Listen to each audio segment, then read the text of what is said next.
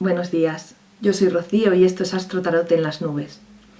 Hoy he venido a alumbraros por el fascinante camino del ermitaño, un camino de búsqueda de la verdad, del conocimiento, de búsqueda de la iluminación.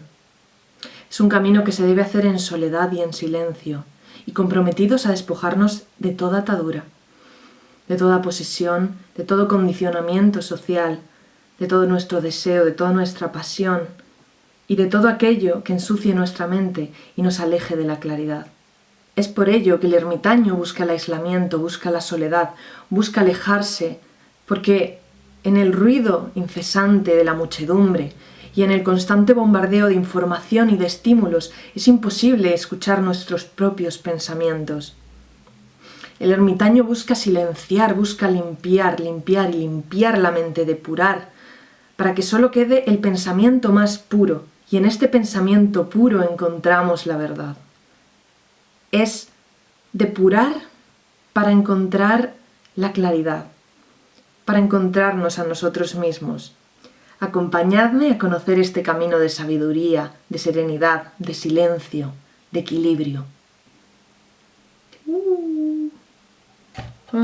Esto quema, es metálico.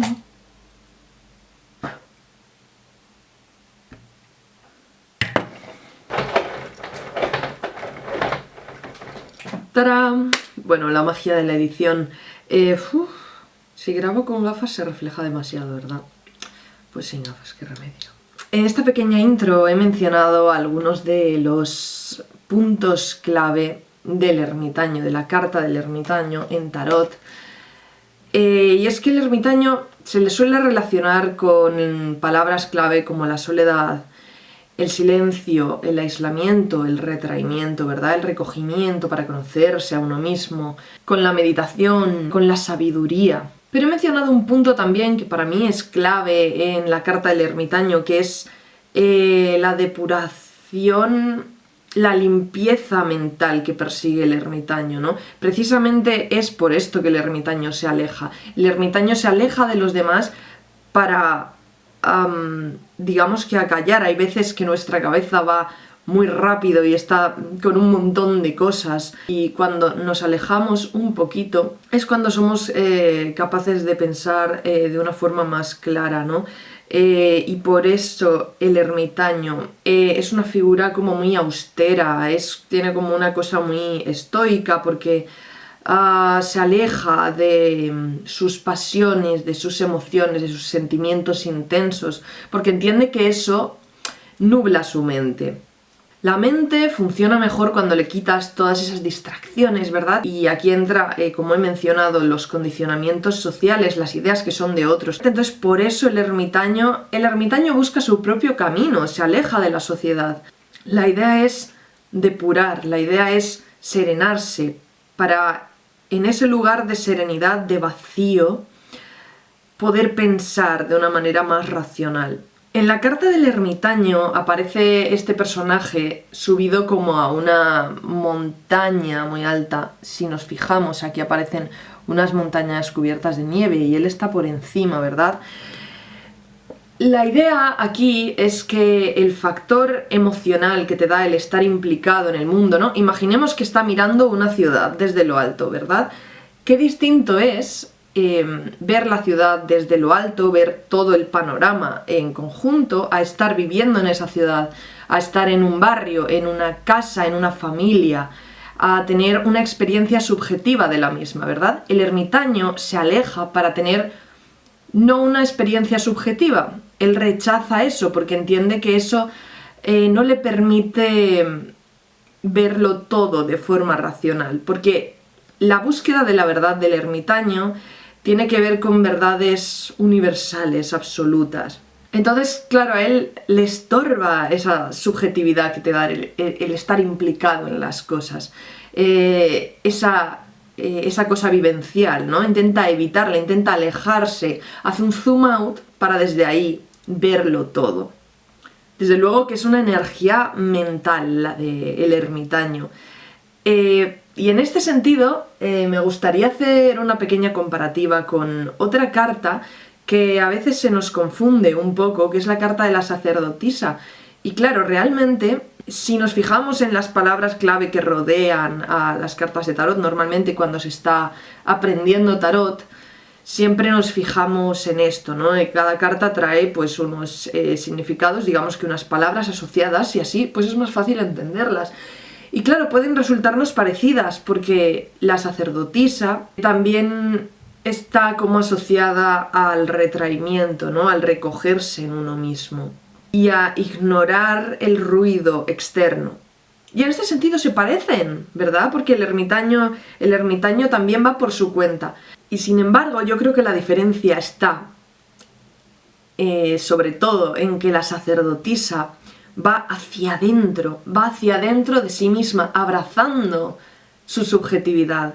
Ella busca una verdad relacionada con su mundo interno, con su mundo emocional. La sacerdotisa tiene que ver con la intuición, con la magia, con escuchar una voz interna como más instintiva. Y es una energía más emocional, mientras que la energía del ermitaño es más mental.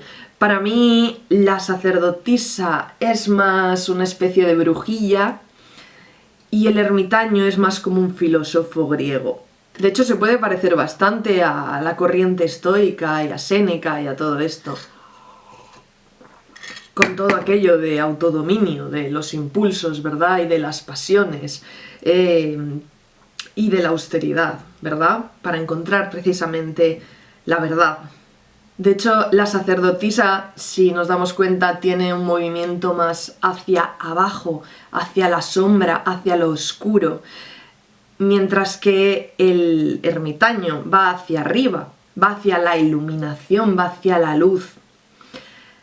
De alguna manera son caminos diferentes para llegar al mismo sitio, ¿no? Son complementarios, son principios yang, ermitaño, y yin, sacerdotisa, principio masculino y femenino. Esa búsqueda incansable de la verdad, así con mayúsculas, del ermitaño, me recordó un poco a una fábula de Jodorowsky. Bueno, Jodorowsky, no sé si sabéis que antes de hacer pelis y tal, en sus años jóvenes, hacía unas viñetas con moralejas como espirituales para un periódico mexicano y se hicieron muy famosas. Entonces yo me compré un libro recopilatorio y la verdad que me encantaron. Bueno, total, que en esta historieta hablaban de un pez que vivía en el océano. Y claro, viviendo dentro de él no era consciente del mismo. Y un día oyó hablar del océano y él decía que quería verlo y se volvía loco buscando el océano. Pues un día le dijeron que para ver ese océano que él andaba buscando tenía que salir a la superficie y subirse a la roca más grande que encontrara, ¿no? Entonces el pez se arrastró, salió del mar, se subió a una piedra y desde allí vio la imagen del océano infinita, ¿no? Y entonces dijo, ¡buah! Ya lo he visto, ya lo he encontrado. Y entonces se murió. Y el mar no era otra cosa que aquello en lo que había estado viviendo todo el tiempo. Pero él no era capaz de notarlo porque estaba dentro. Entonces es como esa idea de que para llegar a la verdad hay que prescindir de la experiencia subjetiva. Sin embargo, hubiéramos llegado a la misma verdad por el camino de la sacerdotisa, ¿no? El camino de entrar en la propia experiencia, entrar en la propia subjetividad. Porque al fin y al cabo está ahí, está rodeándolo todo, está inundándolo todo de alguna manera, ¿no? Ese mar que buscaba el pez. Y cuando el pez lo encontró, pues se murió. Y es que el ermitaño también tiene mucho que ver con la idea de la vejez, de la sabiduría, de una sabiduría cercana a la muerte de alguna manera. Claro, es que el ermitaño tiene mucho que ver con la vejez, con el paso del tiempo, con esa sabiduría que te da la experiencia de muchos años.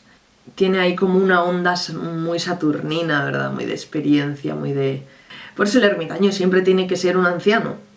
Difícilmente vamos a ver una carta de tarot en la que el ermitaño no sea una persona que se la vea muy experimentada y con muchos años de vivir en el mundo y que haya visto muchas cosas. Y en este sentido el ermitaño también tiene mucho que ver con los maestros, con los mentores, con esa figura como de autoridad. Y es diferente del hierofante también, ¿no? Del el papa, que es la otra figura en la que vemos a un anciano en tarot. Y esto es porque el hierofante representa la institución, representa el conocimiento viejo, el conocimiento, pues eso, institucionalizado, ¿no? Como la tradición. Y el ermitaño, en realidad, dista mucho de eso, ¿no? Es como que el ermitaño busca su propio camino y precisamente en todo lo que hemos hablado de acallar los condicionamientos sociales, lo que se supone que debe ser, todo eso lo dictamina el hierofante. Y ahí son dos arquetipos distintos de vejez, porque el hierofante es muy rígido y el ermitaño desconfía de la institución y busca algo distinto, busca por sí mismo, no se cree lo que le han contado. El hierofante basa su conocimiento en la tradición, en lo que siempre ha sido, guarda la tradición, guarda un conocimiento ancestral, por así decirlo, ¿verdad? El hierofante es la religión, pero ni siquiera es la religión, es la iglesia, la institución, las formas, la tradición.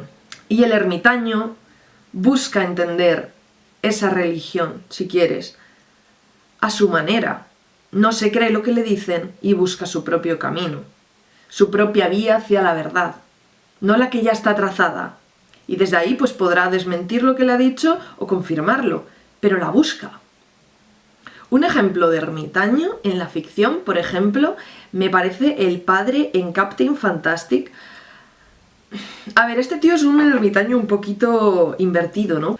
Se pasa un poco de rosca, ¿no? O sea, se empeña en salirse de la sociedad, en aislarse, en montarse su propia movida en el monte con sus hijos y tal, pero se vuelve bastante rígido en cuanto al no mantener contacto ninguno con el mundo externo, ¿no? De cara a los hijos, que bueno, ellos pues lógicamente tienen curiosidad, ¿no? Y quieren ver lo que hay afuera. Y el padre como que es muy reacio a eso. Ese es un ejemplo, ¿no? De esa parte del ermitaño más antisocial, anti-hierofante, anti-sacerdote, ¿verdad? Anti-institución, anti-condicionamientos sociales, sociedad, lo que se supone que tal. Y a la vez es un tío como muy listo, ¿verdad? Que se preocupa en leer, en instruir a sus hijos porque él sabe muchísimo, pero se pasa un poco de prepotente. Ese es un punto de un ermitaño un poco pasado de rosca, a mi parecer. Y otro ejemplo de ermitaño en la ficción que me parece perfecto es Yoda. Yoda en Star Wars es todo lo que tiene que ser un ermitaño. Tiene todo ese peso de los años que es como viejísimo Yoda. Cuando a los 900 años llegues tú, no será tu aspecto tan bueno. Y el tipo de consejos que da de autocontrol, de dominio, de serenidad, de tranquilidad. ¿Qué debo hacer, maestro Yoda?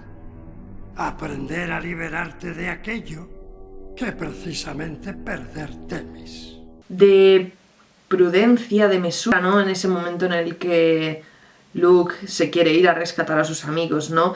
Y Yoda y Obi-Wan le empiezan a decir, no, es que tienes que sacrificar ese fin para uno mayor. Antes de llevar a cabo todas esas cosas, tienes que formarte, tienes que estar preparado. Y bueno, él no les hace caso y se marcha, ¿verdad? Pero es el tipo de consejos que daría un ermitaño, ¿verdad? Porque el ermitaño sabe no dejarse llevar por las cosas urgentes para atender a las cosas importantes. Que él va igual, porque él es el héroe, ¿no? Y entonces no entiende de toda esta prudencia y de toda esta mesura y paciencia y serenidad y autocontrol, ¿no? Él entiende que tiene que ir a salvar a sus amigos porque le puede la emoción. Y Yoda intenta enseñarle a que no le puedan esos impulsos pasionales. Esta es una enseñanza muy de ermitaño. Si interrumpes tu entrenamiento ahora, si eliges el sendero rápido y fácil, como lo hizo Vader, Ante el mal, un agente serás. Paciencia. ¿Y sacrificar a Han y a Leia?